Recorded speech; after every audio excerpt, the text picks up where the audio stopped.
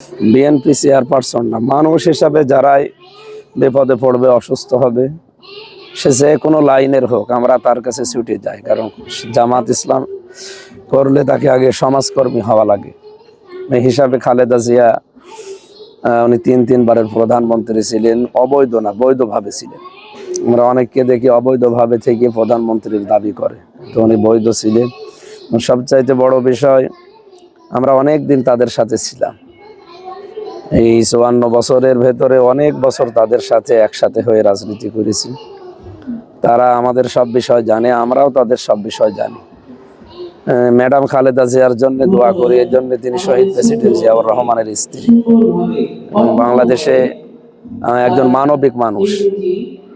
এই দেশে আমার মনে হয় ভারতের আগ্রাসনের বিরুদ্ধে যারা অবস্থান নেয় তাদের ভেতরে উনি একজন।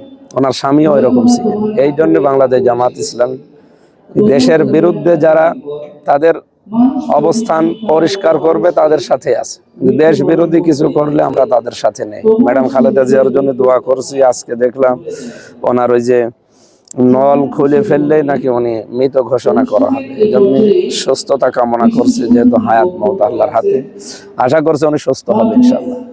জামাত ইসলামী বাংলাদেশ এটা মানবতার দল।